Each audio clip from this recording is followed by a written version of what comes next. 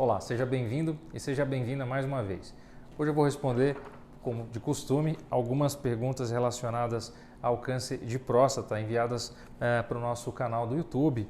Dentre elas, dúvidas a respeito do PSA, o que é o PSA, qual é a sua utilização, o que é a raspagem da próstata, quais são os efeitos colaterais, sintomas, principalmente voltados também a uma cirurgia que é muito comum e ainda pouco conhecida pela maioria das pessoas, um pouco de infecção urinária em homens que já passaram por prostatite, outras questões aqui relacionadas à vasectomia, ultrassom de próstata com próstata aumentada e relação da reposição de testosterona com a próstata. Então são 10 perguntas, você pode acessar aqui a descrição desse vídeo e nós vamos colocar o link para facilitar a navegação. Dessa forma você pode ir direto para o assunto que interessa. Então fique comigo até o final. Olá, seja bem-vindo mais uma vez. Eu sou o Bruno Benigno, urologista, diretor da clínica UroOnco em São Paulo e médico do corpo clínico do Hospital Alemão Oswaldo Cruz. A primeira pergunta é do Lucas. Ele quer saber como fazer o PSA. É só pedir ao doutor? Queria fazer, mas tenho 19 anos, sou bastante ansioso e ultimamente ando preocupado com a minha saúde. Olha, Lucas, aos 19 anos a chance de um homem ter câncer de próstata é praticamente zero, tá? Então você ainda não está na idade de se preocupar em fazer o PSA. O risco de ter câncer de próstata ele só começa a aumentar a partir dos 40 anos de idade. Então você tem ainda 21 anos para aguardar e começar a fazer esse tipo de rastreamento. Sendo que o pico de incidência de aparecimento do câncer de próstata é por volta dos 55 aos 60 anos de idade. Então ainda não está na hora de você se preocupar com o câncer de próstata, mas isso não quer dizer que você não possa procurar o seu urologista. Afinal, o urologista cuida da saúde do homem. Então lá você vai poder fazer o seu check-up preventivo, falar sobre sexualidade, falar sobre questões relacionadas ao seu desempenho, ao seu desenvolvimento. Então o urologista é o médico que pode certamente ajudar você, mas ainda não está na hora de se preocupar com o câncer de próstata, ok? A próxima pergunta é do Guilherme Sampaio. Ele diz: doutor, eu fiz uma RTU de próstata. RTU, para quem não sabe, é a sigla de uma cirurgia feita pelo canal da uretra, que significa R de ressecção, que é a raspagem, T de transuretral. Por quê? Porque a cirurgia é feita através da uretra, sem necessidade de corte, tá? E a RTU, né, transuretral, é a abreviação. E próstata, porque é uma raspagem da próstata. Então pode ser uma RTU de uretra, RTU de bexiga, RTU de próstata, ok? No caso do Guilherme, foi RTU de próstata em novembro de 2021.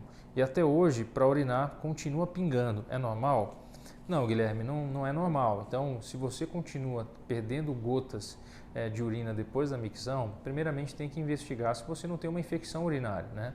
Infecção urinária é uma das principais causas de incontinência urinária após esses procedimentos, em particular a RTU de próstata. Então, primeiramente, fazer uma avaliação com o exame de urina, ver se você não tem uma infecção. Segundo, você pode ter desenvolvido um quadro chamado de hiperatividade da bexiga, que é a bexiga dispara antes de ficar completamente cheia e você acaba perdendo urina, tá? Então o nome disso se chama hiperatividade e é muito comum em homens que já tinham uma próstata grande e passam por uma cirurgia de raspagem como você, tá bom? Então, primeiro, retornar no seu urologista, relatar os seus sintomas, ele provavelmente vai pedir um exame de urina, cultura e um exame de ultrassom. Pode ser necessário um exame mais específico para investigar a sua bexiga, que chama estudo urodinâmico.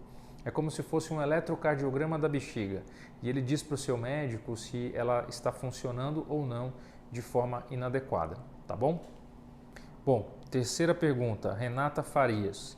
Doutor, meu pai fez a raspagem da próstata e já faz 2 meses, mas continua com dor e incontinência urinária. O que pode ser?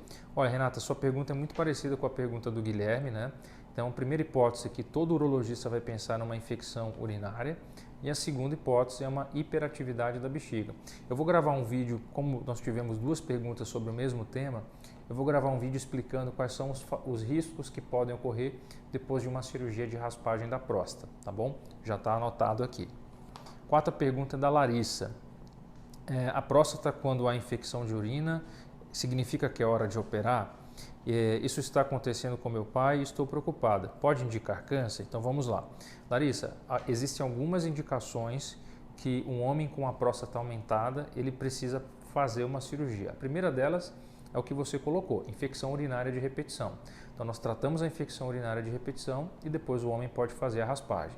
Segundo, se o seu pai já vem tomando a medicação para diminuir o tamanho da próstata e mesmo assim ele continua com dificuldade para urinar e infecção urinária. Outra indicação para uma raspagem de próstata são homens que têm sangramento na urina. Então, às vezes, um sangramento da urina que vem da próstata pode ser uma indicação também de fazer essa cirurgia, tá bom? E a outra coisa que você pergunta é se isso pode indicar câncer.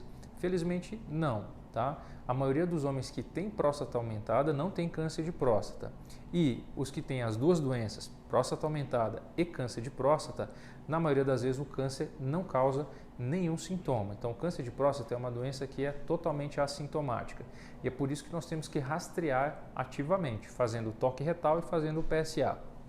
Agora, se um homem já não fez o rastreamento, não fez o toque, nunca procurou um urologista e ele insiste nos sintomas, pode ser que ele tenha dado tempo para o câncer de próstata crescer e aí sim, o câncer de próstata no estágio avançado pode infiltrar a próstata, pode estreitar o canal, pode levar ao sangramento.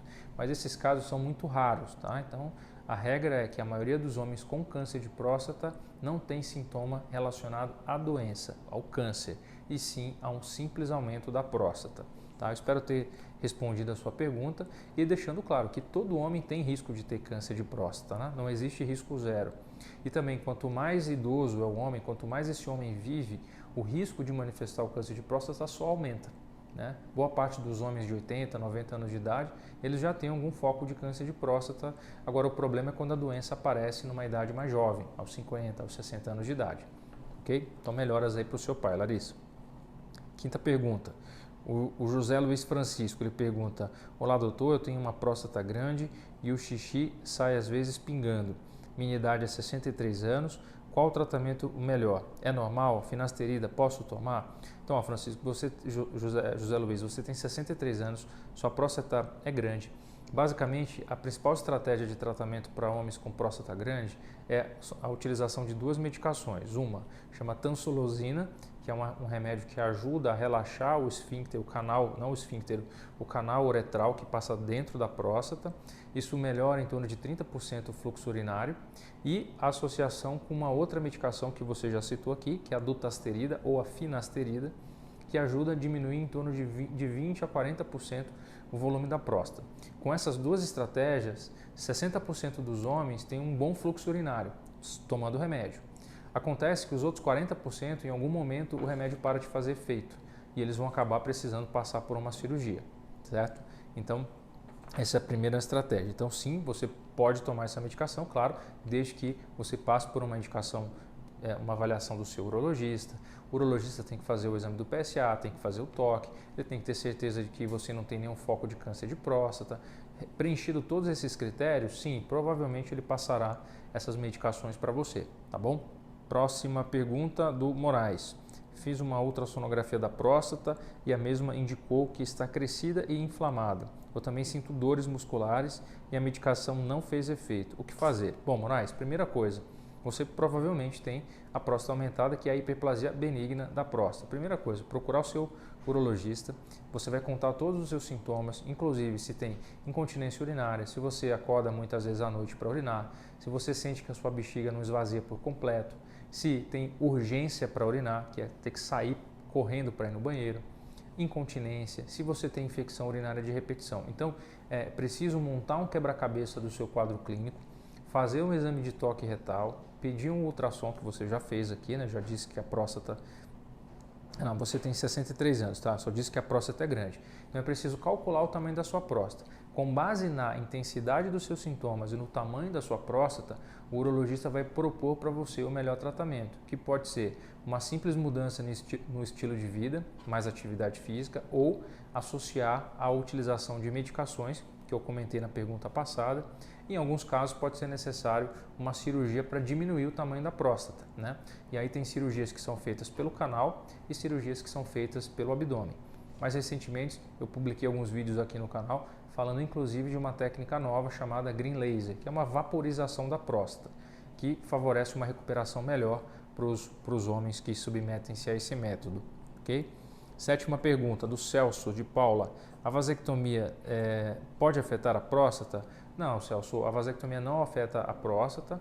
Homens vasectomizados continuam ejaculando normalmente, só que a ejaculação sai sem o espermatozoide, portanto eles não conseguem engravidar. E fazer a vasectomia não afeta em absolutamente nada o funcionamento da sua próstata. Pode ficar tranquilo. Oitava pergunta, o Marcos Silva. É verdade que com o tempo de cirurgia de vasectomia pode causar câncer de testículo e de próstata? Não, Marcos, isso é um mito, tá? Já está mais do que provado que homens vasectomizados não têm risco maior de ter câncer nem de próstata, nem de testículo. Então, você, se pensar em fazer a vasectomia e tiver indicação, pode fazer com absoluta segurança, tá? Isso é um mito e você não precisa se preocupar com esses efeitos deletérios da vasectomia. Bom, nossa última pergunta é o Marcos Jesus. Pergunta, corre risco de bactérias invadirem a próstata com a biópsia da próstata? Sim, Marcos, a biópsia da próstata é um procedimento que serve para confirmar ou para afastar o diagnóstico de um câncer de próstata. A biópsia pode ser feita por dois métodos, através da parede do intestino, então é colocado um ultrassom pelo reto do paciente e essas agulhas atravessam a parede do reto e isso pode sim levar bactérias para dentro da próstata. E um outro método mais recente no Brasil é a biópsia transperineal, em que as agulhas não atravessam o intestino e sim a pele do períneo, né, que é aquela área de pele que fica entre a bolsa escrotal e o ânus. A vantagem dessa técnica é que tem menos risco de infecção. Como nós sabemos desse risco, os homens, antes da biópsia, eles recebem antibióticos, tá? No dia da biópsia e por 3 a 4 dias depois da biópsia, para evitar com que haja uma infecção urinária, uma prostatite, após o procedimento. É importante também que esse homem mantenha o repouso, que tome bastante líquido e que evite atividades físicas intensas por pelo menos 48 a 72 horas depois da biópsia. Biópsia é um procedimento extremamente seguro, realizada na maioria dos centros de referência de urologia, já é um procedimento consagrado e a taxa de complicação grave relacionada a esse procedimento é de 0,2%.